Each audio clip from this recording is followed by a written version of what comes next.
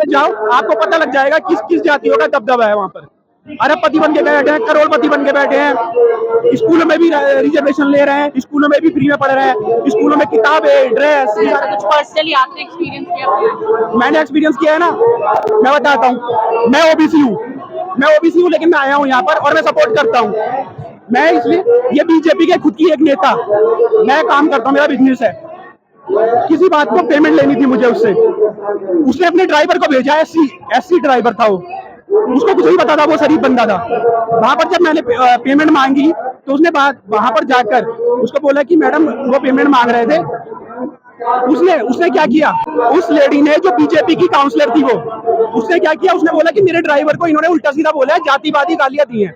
अब आप सोचो कितना मिसयूज हो रहा है इसका, ये हर बंदे को झेलना पड़ रहा है।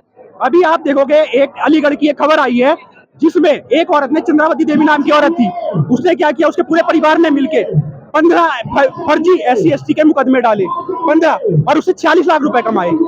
जो मुआवजा मिलता है ना, उससे 46 लाख रुपए कमाए इसने SC/ST मुकदमे डालकर। अब आप सोचो, थोड़े दिन पहले यही न्यूज आई कि मोदी जी की सरकार ने ये जो मुआवजा मिलता है ना, इसको और बढ़ाने की निर्णय ले लिया है, 12 लाख रुपए मिलेंगे मुआवजे के। अब आप सोचो, अगर 12 लाख मुआवजा दे देंगे ये SC/ST को, तो हर दूसरे बंदे पर ये केस डलेगा।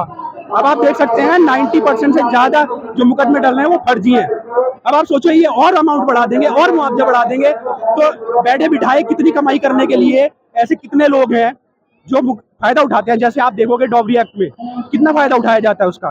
सेम ये SC/ST का भी कानून बन चुका है देश के लिए, और ये सिर्फ सामान्य वर्ग को अलग करने के लिए नहीं, वो तो हमें समझ आ ही चुका है कि ये सामान्य वर्ग को बिल्कुल ऐसा चाहते हैं कि ये देश ही इनको देश रहित कर दे, इनको निकाल ही दे इस देश से। लेकिन ये सिर्फ सामान्य वर्ग के लिए नहीं है, ये हर वर्ग के लिए है, OBC के लिए, SC के लिए। बार बार समझने की जरूरत है। क्यों? अब आप एक बात बताओ, एक जनरल वाला, सामान्य वाला बिजनेस करता है, या OBC वाला बिजनेस करता है। थोड़े दिन पहले खबर आई कि एक SC वाला जो जॉब करता था, उसने उसे काम करने के लिए बोला, उसने उठा के उस पर SC/ST का मुकदमा डाल दिया। अब आप बताओ, सामान्य वर्ग वाला, OBC वाला किसी गरीब SC/ST को भी जॉब पर क्यों रखेगा? जब उसको ये डर रहेगा कि मैं इसको काम के लिए बोलूंगा तो ये मेरे पे मुकदमा डाल देगा। कह रहे हैं अभी से भेदभाव। हाँ, भेदभाव। तो ये सिर्फ नुकसान सामान्य वर्ग का नहीं है, ये SC/ST का भी नुकसान है। उनको लोग जॉब पर रखना बंद कर देंगे, उनसे काम करवाना बंद कर देंगे, उनकी कैब जो बुक है, रैपिडो चलाता है, टैक्सी चलाता है, उनसे बुक करना बंद कर देंगे, लोग उनकी गाड़ियों में बैठना बंद कर देंगे। ये पूरे समाज में एक कैंसर की तरह फैला रहे हैं, और इसमें फैलाने का काम किया है मोदी जी ने और भाजपा ने। हमने जो जनरल वाले थे, OBC वाले थे, उनको सपोर्ट किया था, हर गलती उनकी माफ की। नोटबंदी लाए, गलती माफ की, लोगों का बिजनेस खराब हुआ।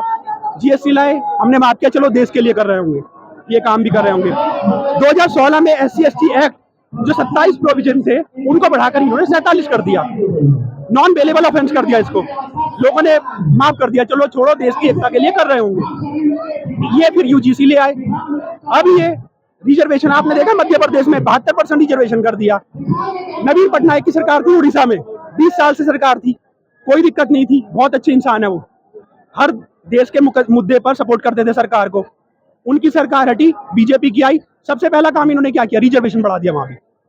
इतना बुरा हाल मचा रखा है इस सरकार ने, बीजेपी ने, मोदी जी ने, पता नहीं किस बात की नफरत है इनको, किस बात की नफरत लेकर बैठे हैं ये जनरल वालों से कि हिसाब चुकाना पड़ेगा। आपने देखी होंगी वीडियो, हिसाब चुकाना पड़ेगा, हिसाब चुकाना पड़ेगा। क्या हिसाब चुकाना है इनको सामान्य वर्ग से या OBC वालों से?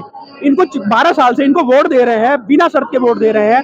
कांग्रेस से परेशान थे, समाजवादी पार्टी से परेशान, दूसरी किसी पार्टी से परेशान थे, इनको वोट दे रहे हैं बिना किसी शर्त के, बिना कुछ डिमांड के, इनसे इनको वोट सपोर्ट कर रहे हैं। तो इनसे मोदी जी को क्या हिसाब चुकाना है सामान्य वर्ग से? अब मोदी जी ने तो हिसाब चुका लिया अपना, 2029 में यही वर्ग अब इनको बताएगा और हिसाब अपना चुकाएगा इनसे, तब इनको पता लगेगा।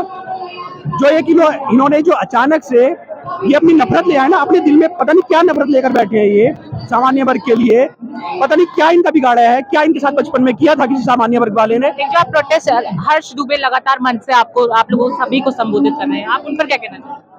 हर्ष दुबे जो है ये, अगर आपको याद होगा, जो CJP का प्रोटेस्ट हुआ था कॉकरोच वाला, उसमें ये आए थे। इन्होंने, हर्ष दुबे ने देखा कि वहां पर तो ये नीट वाले जो स्टूडेंट है उनकी तो बात ही नहीं हो रही, ये प्रोटेस्ट उनके लिए तो था ही नहीं, तो ये वहां पर चले गए। ये एक्चुअल मुद्दे पर, जो रियल मुद्दा है, उस पर अभी ये लीड कर रहे हैं और बहुत बड़ी बात है। ये एक छोटे बहुत कम उम्र का लड़का है, उसके लिए बहुत बड़ी बात है कि ये सबको लीड करना। और एक जो कैंसर बन चुका है हमारे देश के लिए, जो कैंसर बन चुका है, उसके खिलाफ एक इतनी कम उम्र के लड़के ने इनिशिएटिव लिया है। ये बहुत इनिशिएटिव लिया, लेकिन एक जो महीने पहले प्रोटेस्ट हुआ उसमें नीट के बच्चे की बात नहीं हो रही। नीट के बच्चे की बात नहीं, इन्होंने देखा ना वहां पर वामपंथी आए हुए हैं, कांग्रेसी आ रहे हैं, आप वाले आ रहे हैं। जो असली मुद्दा था वो तो दबी गया था। वो हर कोई अपना मुद्दा लेकर, आयशा जो स्टूडेंट ग्रुप है वो आ गए, जेएनयू वाले आ गए, तो उनका कोई मतलब ही नहीं था।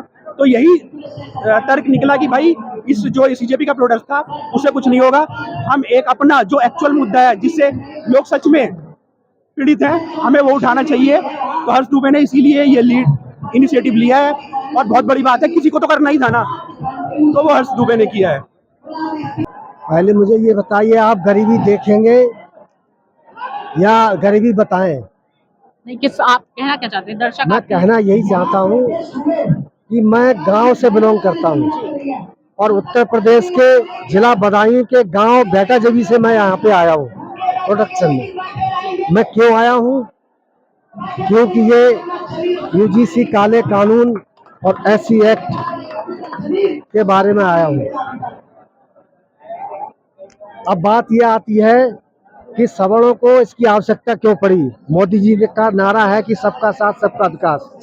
आपने समाज को आपने वर्गों में बांट दिया। पहले आपने मुसलमान से हिंदू को लड़ाया, हिंदू से मुसलमान को लड़ाया, फिर आपने यूजीसी ला करके हिंदू से हिंदू को लड़ा दिया। आप क्या करना चाहते हैं? आप देश को बांटना चाहते हैं? आप देश को कहाँ ले जा रहे हैं? आप देश को विश्वगुरु बनाना चाहते हैं? ऐसे विश्वगुरु बनेगा? आपके चैनल के माध्यम से ये बताना चाहता हूँ कि अगर मैं क्षत्रिय समाज से आता हूँ, मैं ठाकुर हूँ, मैं सवर्ण हूँ, लेकिन मैं यहाँ तक मेरी स्थिति खराब है कि मेरे रहने के लिए अपनी छत नहीं है। और मैंने सरकार से एक रिक्वेस्ट की, एक फार्म भर के उस पर रिक्वेस्ट की प्रधानमंत्री आवास के लिए, तो उस पर ग्राम प्रधान, सचिव ब्लॉक के और आपके बीडीओ ब्लॉक के सबने मिलकर के ये लिख दिया, वहां पे सरकार को भेज दिया कि इनकी कोठी बनी हुई खड़ी है। तो हमें मतलब जो है बहुत रईस घोषित किया गया, जबकि हमारी माली हालत ये है कि हमारे पास रहने के लिए अपना घर नहीं है। सर एक सेकंड, हमारी गरीबी इतनी है, हमारी गरीबी इतनी है कि हमारे तन के कपड़े फटे हुए हैं। अपनी इज्जत को बचा के, अगर गरीबी देखना चाहते हो तो अपनी इज्जत को बचा के ये देखो।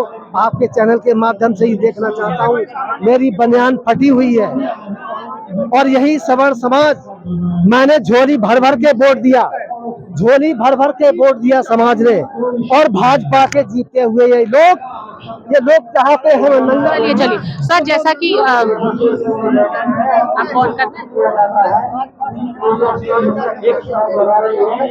लगातार लोग यहाँ पर बात कर रहे हैं कि आर्थिक स्थिति पर किसी की भी आरक्षण उनको मिलना चाहिए।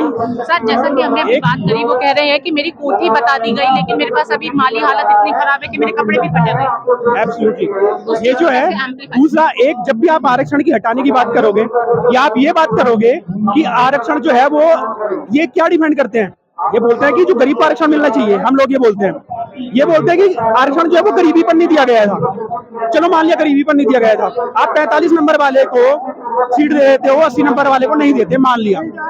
अब दूसरी बात यह है कि जब गरीबी पर आरक्षण नहीं दिया गया था आरक्षण, तो भाई जो ये फॉर्म भरने के लिए पैसे लेते हो, एक गरीब से, जो गरीब जनरल वर्ग वाला है उससे लेते हो, और एक करोड़पति SC/ST वाला है उससे नहीं लेते। जब दाखिला होता है तब भी आप उससे लाखों रुपए फीस लेते हो जनरल वाले से, अगर उसका एडमिशन हो जाता है गलती से। और करोड़पति SC/ST वाला, उससे आप फीस नहीं लेते। कभी एक रिजर्वेशन दिया गया था, नंबर कम लाने पर आप सीट दे देते हो, समझ आता है। फीस क्यों कम कर रहे हो? अगर आपका इकोनॉमी के आधार पर नहीं था आरक्षण, तो जो फीस है वो क्यों आप कम कर रहे हो? करोड़पति SC/ST से और एक जनरल वाले से आप लाखों रुपए ले रहे हो, फॉर्म भरने के लिए भी हजार रुपए ले रहे हो, 1 रुपया नहीं भरना पड़ता SC/ST वाले को, चाहे उसका बाप करोड़पति हो, IAS ऑफिसर हो उसको। तो ये दोनों अपनी ही जो बातें हैं कॉन्ट्राडिक्ट करती है सरकार हो या ये लोग हैं जो रिजर्वेशन को जो सपोर्ट करते हैं ना, अपनी बातों को कॉन्ट्राडिक्ट करते हैं। अब ये हर जगह जहां जहां बीजेपी की सरकार है वहां पर ये लाइब्रेरी खोल रहे हैं। लाइब्रेरी में एंटर करने का भी अधिकार नहीं है जनरल वालों को, SC ST के लिए, OBC के लिए। अभी ये कैसा लॉजिक है? आप देते थे आरक्षण, संस्थानों में देते थे, कॉलेज में देते थे, स्कूल में देते थे, समझ आता था। आप लाइब्रेरी खोल रहे हैं, वहां पर आप आरक्षण दे रहे हैं। आरक्षण जो था एक लिमिट थी, कैपिंग थी 50%, आप 72% कर दिया आपने।